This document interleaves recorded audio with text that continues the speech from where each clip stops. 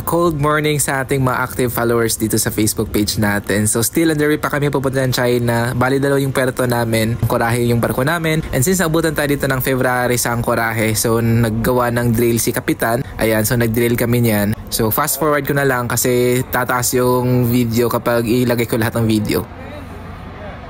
So pagkatapos ng drill, proceed na agad kami sa aming daily jobs. Yung unang trabaho namin is yung main air compressor. So tinulungan ko dyan si Sir Third Engineer.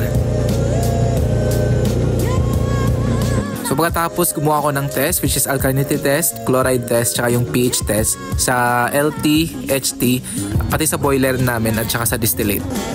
So doon namang trabaho namin ay yung backwash filter namin or auto backwash filter ng main engine tsaka auxiliary engine. So kasama na yung trabaho niyan is si Sir Engineer tsaka si Sir Oiler. Next naman is yung duplex filter ng FO namin, purifier. Mag-inspect din pala sila si second engineer tsaka si electrician ng scrubber namin, kaya binuksan namin ni Sir Oiler yung mga bukanan ng exhaust gas scrubber namin. Bale, auto backwash filter to ng main engine namin. Pagkatapos namin linisan yung sa auxiliary engine, nag-proceed naman kami sa main engine.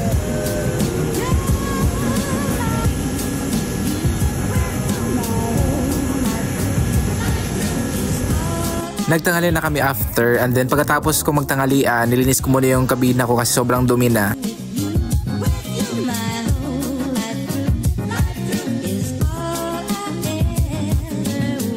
Pinasama din ako ni electrician tsaka ni second engineer para mag-test ng lifeboat tsaka rescue boat. Just in case na may umakyat na taga port state control tapos tanungin sa akin kung paano mag-start ng rescue boat tsaka lifeboat, at least alam kung paano siya paganahin o paanda rin. Okay.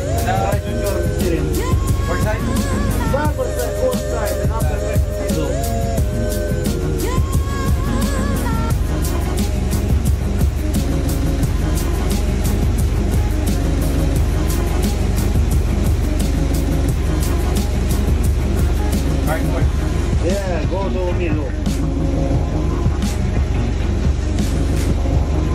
Okay, test lights. Test lights. Yeah, correct. Pagkatapos ay nilisan ko na yung control room namin kasi ako yung na-assign sa ECR. Since wala akong ginagawa, so nilisan ko na lang muna.